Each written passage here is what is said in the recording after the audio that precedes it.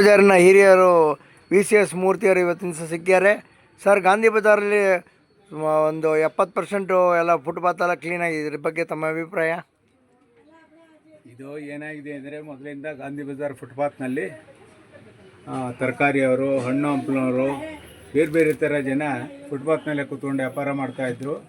ಇದು ಫುಟ್ಪಾತ್ನಲ್ಲಿ ಓಡಾಡೋ ಸಂಚಾರಿಗಳಿಗೆ ಭಾಳ ತೊಂದರೆ ಆಗ್ತಾಯಿತ್ತು.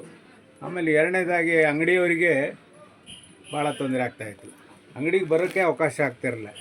ಹೀಗೆಲ್ಲ ಇತ್ತು. ಈಗ ಅದು ಇಲ್ಲಿ ನಾವು ಗಾಂಧಿ ಬಜಾರ್ನವರು ಇಲ್ಲಿದೆಲ್ಲ ನಾವು ಪೊಲೀಸ್ನಿಗೆ ತಿಳಿಸಿ ಇದೆಲ್ಲ ಸರಿ ಮಾಡಿ ಅಂದಾಗ ಫುಟ್ಪಾತ್ ಮೇಲೆ ಕೂರೋರಿಗೆ ತೆಗ್ಸಿದ್ದಾರೆ. ಅಷ್ಟೇ ಹೊರತು ಬೇರೆ ಏನಂಥ ಅನುಕೂಲ ಇಲ್ಲ. ರಸ್ತೆಗಳೆಲ್ಲ ಗುಂಡಿ ಕೊಟ್ರಿ ಇದೆ. ಟ್ರಾಫಿಕ್ಕು, ಆಮೇಲೆ ಟ್ರಾಫಿಕ್ ಸರಿಯಾಗಿ ಕಂಟ್ರೋಲ್ ಮಾಡ್ತಾಯಿಲ್ಲ. ಆಮೇಲೆ ರಸ್ತೆ ಮಧ್ಯೆ ಕಂಬಗಳಿದೆ, ಟೆಲಿಫೋನ್ ಕಂಬಗಳಿದೆ. ವೆಹಿಕಲ್ಗಳಿಗೆ ಸಂಚಾರಕ್ಕೆ ಭಾಳ ತೊಂದರೆ ಆಗುತ್ತೆ. ಒನ್ ವೇ ಇದ್ರೂ ಸಹಿತ ಟೂ ವೀಲರ್ ಹಲೋ ನಮ್ಮ ಶಿವಮೊಗ್ಗ, ಹಲೋ ಹೋಗ್ತಾರೆ. ಗಾಂಧಿ ಬಜಾರಿಗೆ ಪರಿಸ್ಥಿತಿ ಹೇಗಿದೆ ನೋಡೋಣ. ಎಲ್ಲ ಇನ್ನೂ ಭಾಳಷ್ಟು ಇಂಪ್ರೂವ್ ಆಗಬೇಕಾಗಿದೆ ಗಾಂಧಿ ಬಜಾರ್. ಮೇಲ್ಗಡೆಯಿಂದ 4 ವೀಲರ್ಸ್ ಬರೋಂಗಿಲ್ಲ, 2 ವೀಲರ್ಗಳು ಬರೋದೇ ಕಷ್ಟ. ಆಮೇಲೆ ಒಂದು ಸೈಡ್ ವೆಹಿಕಲ್ ಸ್ಟ್ಯಾಂಡ್ ಇರೋದ್ರಿಂದ ಸಮಸ್ಯೆ ಆಗಿದೆ.